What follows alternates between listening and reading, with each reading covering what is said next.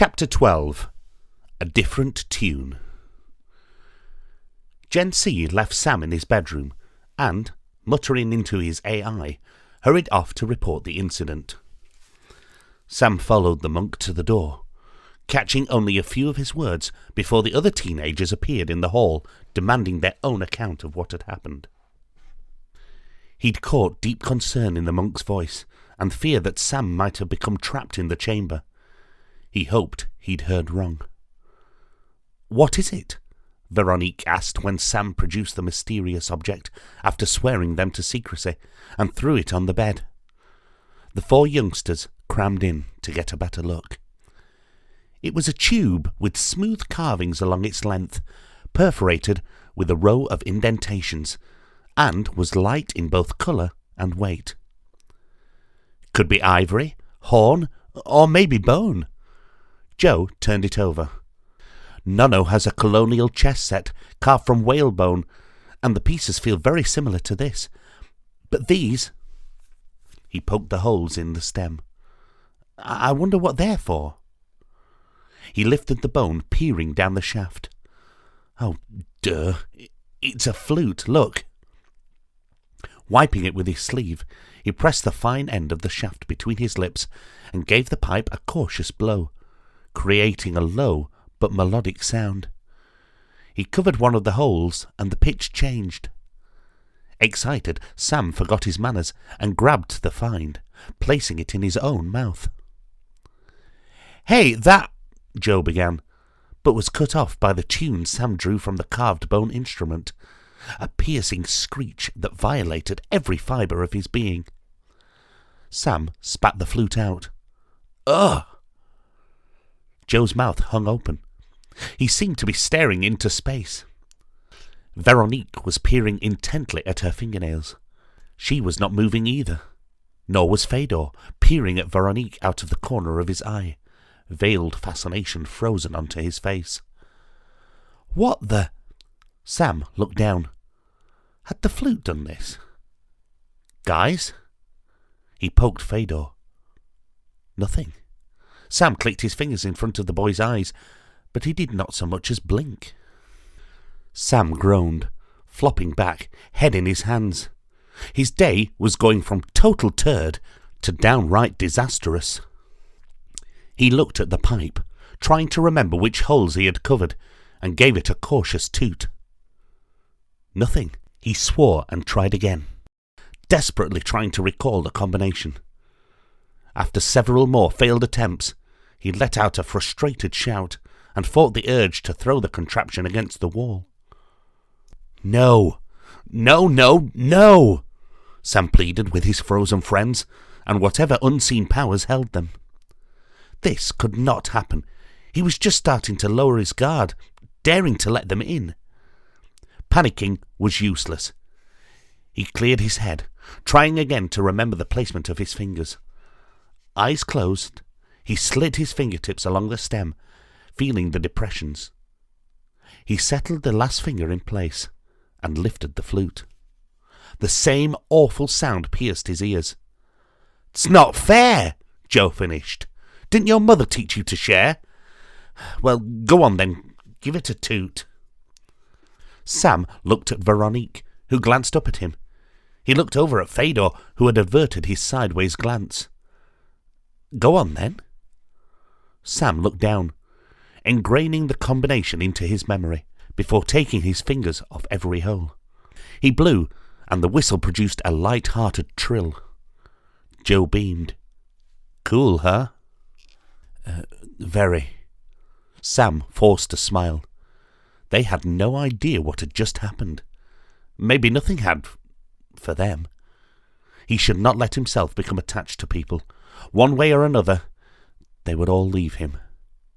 He suddenly felt uncomfortable and isolated, and very certain that this mysterious instrument was meant to stay buried with the ancient warrior. "It's a simple precaution," Jenny assured them later, lifting the syringe gun. Sam watched Joe back away. "I really don't like needles." "Don't be silly." With a flick of her finger, the needle shot in and out of his shoulder. "Ow!" She aimed her weapon at the others. See? Nothing to it. Every trainee is injected with tracker nodes, Jenny explained, picking up a small scanner. The nanodes are programmed to attach themselves to 3 base pairs within your genetic codes, creating a unique signature that Earthsong can pinpoint anywhere in the world. So you'll never get lost, and we can always find you. Sam suspected that his recent adventure was the catalyst for this precaution. Jenny ran the scanner over each of them until it beeped and flashed green. Done. Your genetic signature has been uploaded to the cube. Joe rubbed his bruised arm. Trey Orwellian. I want you for the US Army. Enlist now, Veronique spoofed Uncle Sam. Jenny laughed. Come on, we've got a treat for you. A week in this cold, drab place is about as much as I can take. Besides, you can only learn so much from books and lessons. I find practical application gets better results. Move, meat bags, Uncle Sam instructed when their mentor had set off down the hall. Gen C waited for them in the training room. He was tending a caged nightingale that serenaded him from its ornate home. Sam thought he looked drawn and tired. Ling P had overseen their meditation sessions for the last few days. Here you go. He dropped a familiar stone carving into Sam's hand. Try not to break it again. Thank you, I'll take better care of it this time. I promise. The monk took out the digital frames containing the pictures they'd been forced to memorize in previous lessons and handed them to the group. The devices were set to a tropical beach with crystal blue waters, arching palm trees, and a thatched wooden pagoda, its purple flags flapping from its upturned eaves. Sam even noticed sun loungers. You've completed the first part of your meditation training. Now a test, to sink or swim. Sam's stomach dropped. I thought we already did that. He cut in. The others nodded. Gen C raised an eyebrow. What doesn't kill you? This is a live feed. To illustrate his point, Jenny strode into view and gave them an exaggerated wave before stripping down to her bikini and flopping onto the sand. Study this scene.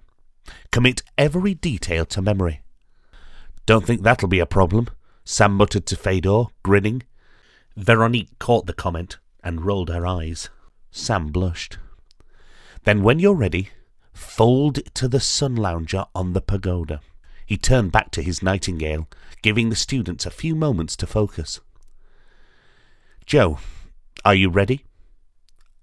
I can't, he stammered. Not without your help. Yes, you can. I'm right here. This is why Jenny injected us, in case we end up sticking out of a busy road or lying across a railway track somewhere. What if I fold to the bottom of the ocean? Gen C remained calm. Have you ever been to the bottom of the ocean, Joe? No, but Sam had never been to that bloody tomb before, and look what happened to him. I've been on plenty of busy roads and the odd railway track. Well then, I suggest you don't think about them and try to concentrate on the beach. Sam could see how upset Joe was. He took a deep breath. I'll go first, he offered. Will that help? Joe nodded, eyes wide. As you wish, the monk said. Sam's stomach was filled with rocks, but there was no going back now. He steadied himself and focused on the chair, the weave of the fabric, the colour of the cloth, imagining how it would feel beneath him. He pictured the wind rustling through the fronds of the palm trees, the rhythmical rush and retreat of the water on the sand, the taste of the salty air. He felt the wooden arms of the lounger under his hands, visualizing how the canvas would sink under his weight. Pulling at the image, he tightened his grip of the stepping stone and channeled every fibre of his being into pushing himself onto the chair. The wood creaked. A whoop caused him to swivel. Jenny was jumping up and down, clapping her hands above her head and beaming proudly. "You did it! Well done! Wave at the camera." Sam rose from the chair, shaking, but gave 2 thumbs up. Grinning, he ripped off his shirt and ran into the surf. Gen C smiled. See? Nothing to it. There were over 300 islands in Fiji, and they had this one all to themselves. Jenny handed each of her young team a small pink pill. Joe looked wary. More tracking devices. No. Tanolot tablets. Chemical sunblock. Jenny popped one into her mouth. Factor 50. Good for 48 hours. You've passed the first part of your training. It's time to celebrate. This is more like it, Sam said, sipping a cold drink and watching the sunset. I'll say, Joe agreed. I was meant to be spending the summer here, Jenny lamented into her drink, but someone had to make sure you lot didn't get into any trouble. Joe waggled his injured leg. My shift hadn't started, she shrugged. Well, we're here now, even if it's only a flying visit, and who knows, if you carry on working as hard as you have been this week, maybe we can come back for another little break. Yeah! This is my first time at the beach, Fedor admitted, arms around his knees, staring across the crimson waters. You're kidding, Sam said. Nope, my father's not one for holidays. Veronique patted his arm, causing him to jump. Calm down, she laughed, mimicking his accent. I wasn't going to steal it. Sorry, Fedor said. We're not a very tactile family, unless we're fighting. Joe scrambled up and leapt on the boy. Sounds like Fedor needs a group hug. Sam whooped and joined the fray. Veronique surveyed the wrestling for a few respectable moments, then dived onto the pile of arms and legs, shrieking with laughter. Jenny swirled her drink, fighting the urge to join in. As night fell properly, Sam walked away from the bonfire on the beach, his fingers toying with the flute in his sand-encrusted pocket. When he was at a safe distance from the others, he drew it out. The pale object glowed in the bright moonlight. He placed his fingers across the holes, wondering what other secrets the notes held. He had been too scared to use it again, but as the shock wore off, he found himself thinking about the flute constantly. I'm turning into bloody Gollum. Like the Crucer stones, he couldn't fathom the way that it had worked. Judging by the age of the tomb, it had been hundreds, if not thousands of years since it had been laid to rest with its occupant. Sam wondered who the man was, and what other secrets lay dormant in the crypt. This was all beginning to get too much. He should tell a grown-up. His parents were the obvious choice, but they'd already kept so much from him, and he still didn't understand why. Gen C or Jenny would probably just confiscate it, and Sam wasn't ready to lose his find yet. Who could he trust to help him unravel its mysteries and keep them a secret? A thought occurred to him. It was a long shot. He could get into even more trouble, or worse still, be expelled. But he had to try. He snatched a look towards the fire. Jenny was engrossed in a book, and the others were huddled over a tribes board. He sat down in the sand and crossed his legs. Now or never. He closed his hand around the stepping stone and pushed. Flick? He hoped this plan was not going to backfire. Flick? He called again, a little louder. Moments later, a faint whirring reached his ears, and a glowing blue nimbus hovered into view. Sam, what are you doing here? Is your father with you? There is no record of you on the visitor's log. No, I'm here alone, Flick. I need your help. My help? How can you be here on your own? The archives are off limit to... Please, Flick, I don't have much time. Will you help me? Her nimbus softened, and the shutters of her camera eyes narrowed. "This is most irregular." Sam told the robotic curator his disastrous first attempt at folding, the tomb, and the mysterious flute. "I thought with your extensive knowledge there was no one more able to tell me what it is." The compliment played to Flick's vanity, and her nimbus pulsed. "Well, from what you described—" She buzzed closer to look at the flute. "It sounds like an elementary sound weapon. The harmonics and non-lethal acoustic weapons section is inundated with patents and speculation as to the use of harmonic frequencies to achieve all manner of results. Through subsonic or infrasonic wavelengths, one can cause great pain or generate severe nausea. The human body does not react well to extremely low-frequency noises. They can cause loss of balance, and a subsonic shockwave could even cause tissue damage. It stands to reason that frequencies could exist that may inhibit or impair synaptic functions, the nervous system, achieving the paralysis you've described. This flute could be the result of such primitive discovery." Sam stared at the robot blankly. "So it could cause harm?" "In theory, yes." "And how come I wasn't affected by it?" "Perhaps the shape of the flute is such that it directs the sound wave away from the user. You said you felt some discomfort, but not the full effect. Perhaps if you play a few notes for me, I can record and analyze the spectrum and come up with some other chords. I'll also take a physical sample and see if I can find out what it's made from." He was hesitant to use it again, but his desire to know more about the mysterious object overcame his fears. Sam focused on the finger placement. When they were done, he remembered another detail. "Oh, do you know anything about runes?" Sam asked. "Of course." "Could you translate some, please?" "Show me, and I will locate the source." Flick buzzed over to a nearby stack, picking up a clipboard and a pen, and Sam sketched the rune. "I'd better get back. Thanks again. Oh, and Flick, can we keep this between us for now? Just till we figure it out?"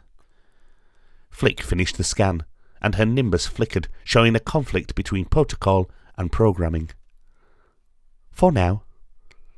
"Wonderful," Sam beamed. "You're the best. Thank you. I'll come back when I can."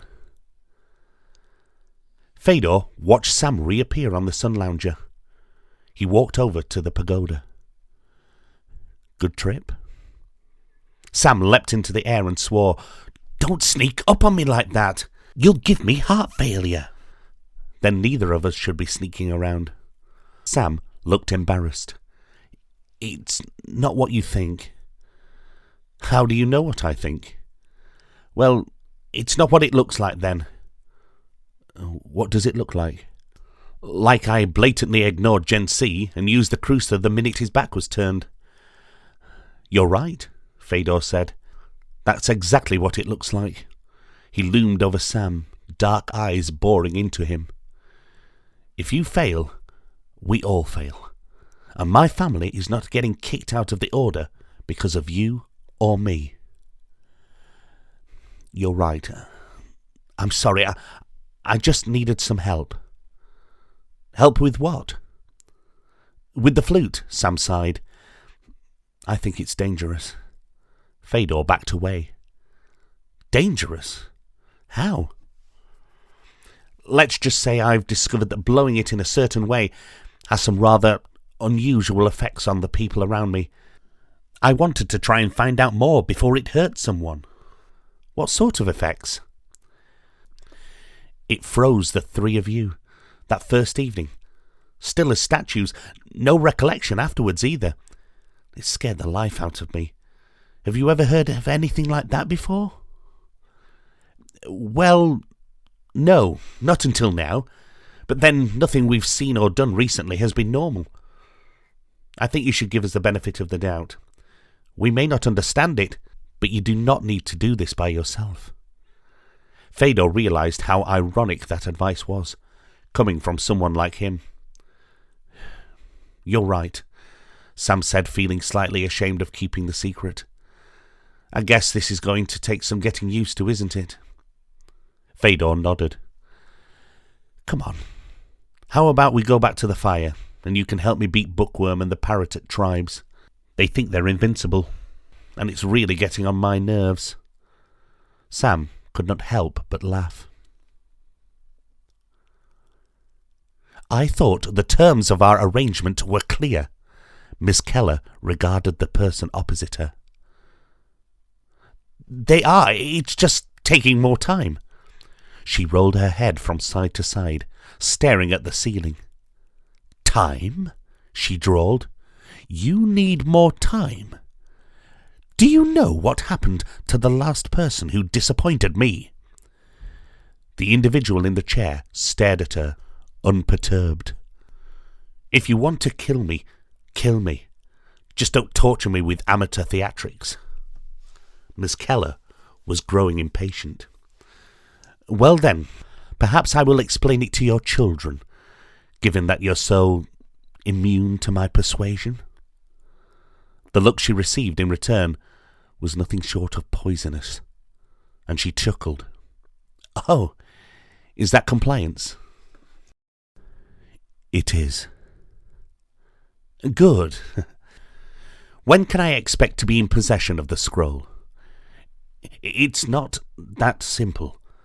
The council sent the scroll to Shenpi, and the monks have hidden it. Not even the council knows its location. So you see, we're at a potential impasse. How unfortunate. For you.